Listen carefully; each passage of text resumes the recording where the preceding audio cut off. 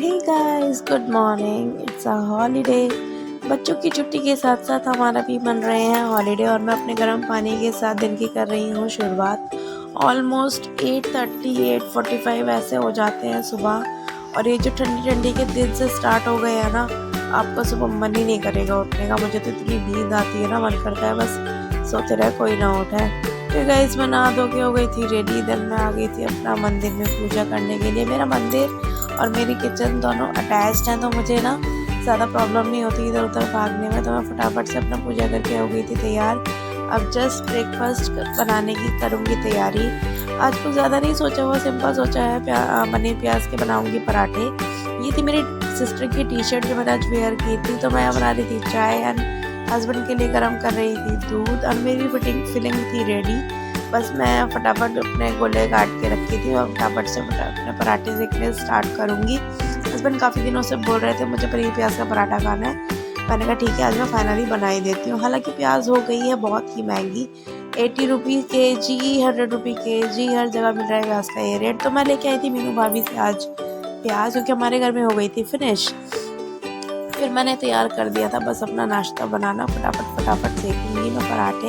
And finally here it is. कल के भंडारे की एक पूरी बची हुई थी, वो मैं ले रही थी। इनका दूध, मेरी चाय, पराठे और घर का निकला हुआ नोनी घी विद ग्रीन चटनी।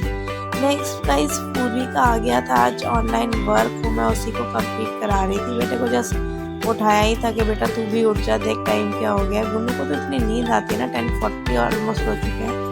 पूर्वी का हो रहा था वर्क, बस मैं इसको वर्क कंप्लीट करा के फटाफट पानी लगाऊंगी, बच्चों का दोनों को नहलाऊंगी। आज मैं पूर्वी को पहना रही थी नया सेट, जो कि इसको बहुत ही पसंद आया था गाइस। ये भी मैंने मंगाया था मीशो से। ओनली एंड ओनली 287 समथिंग, मतलब ऐसे था। ये एग्जैक्ट रेट मुझे ध्यान नहीं है, बट ये पांडा सेट बहुत ही प्यारा आया था। एंड ये जो हल्की हल्की सी ठंड है ना, इन दिनों के लिए बहुत ही ज़्यादा था यूज़फुल। फिर गाइस मैंने बनाई किचन में जाके अपनी 1-2 रील्स। सिस्टर की टी शर्ट पहन के मैं बहुत ही ज़्यादा थोड़ी आज फैटी फील हो रही थी, क्योंकि लूज टी शर्ट है, बट है बहुत कंफर्टेबल। मज़ा आ गया था इसको पहन के। आज बाई चांस मैं सुबह कपड़े निकाल रही थी तो मेरे हाथ लग गई थी। देन लंच में आ गई थी मैं ये भी नूडल्स बनाने के लिए, एज़ पर बच्चों की डिमांड। क्योंकि ऐसा है ना, इनसे काम निकलवाना तो अपना तो भैया इनकी भी माननी पड़ेगी। मैंने कहा था बेटा जल्दी जल्दी वर्क कंप्लीट करो बस। फिर गाइस मुझे धोने थे थोड़े से कपड़े, वो मैं अपना पानी में निकाल के जस्ट ऊपर सुखा के आऊँगी। और मैंने जो मंगाया था येलो कलर का नेट वाला पर्दा विद लीव्स एंड लाइटिंग लड़ी, तो मैं उसको लगाने के लिए कर रही थी तैयारी। आज मैंने जो कल वॉलपेपर लगाया था जिस वॉल पे, मैं इसको वहीं हैंग करूँगी और ये बहुत ही प्यारा दिखने वाला है। अब देखना, बस मैं इसको लगाने की तैयारी कर रही थी। पर्दा मेरा ऑलमोस्ट टंग चुका था। मैं लगाऊंगी लीव्स और लड़ी और उसके बाद मैं आपको फाइनल लुक दिखाऊंगी। बहुत ही प्यारी लुक आई थी। लीव्स मेरी लग गई थी, अब रह गई थी लड़ी। तो गाइस क्या होता है ना, आपको जैसे ये फेस्टिवल वाइब्स आते हैं ना, फेस्टिवल के आने से ही आपको अंदर से फीलिंग होने लगती है कि हम क्या नया करें। मेरा कमरा है बहुत ही छोटा, छोटा क्या सामान मेरे पास इतना है कि मेरे को समझ में नहीं आता मैं क्या करूँ। तो मैं इसलिए हर साल फेस्टिवल्स के टाइम पे अपना कुछ एक पोर्शन डेकोरेट करती हूँ। फाइनली ये थी मेरी लुक वॉल की, आप देख सकते हो। ये था पूरा पर्दा, उसमें थी लीव्स। मेरा बेटा हो गया था बहुत ही खुश, काफ़ी दिनों से बोल रहा था मम्मी इसको डेकोरेट कर लो प्लीज़, अब बहुत दिन हो गए। तो मैं आज फाइनली वो टाइम ले ही आई थी और ये मेरी लुक थी।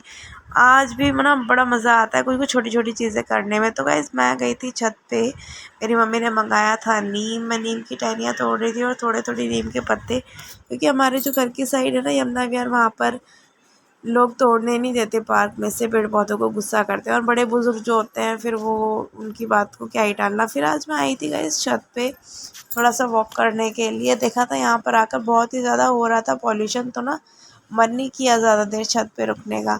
मेरी बेटी गई हुई थी सामने अर्नब के यहाँ पे, वो मुझे यहाँ से दिखाई दे रही थी, तो मैं बस उसको ही देख रही थी। वो उसकी छोटी बहन है, छोटी सी, अभी 7-8 महीने की होगी, उसको लेके घूम रही थी इधर उधर।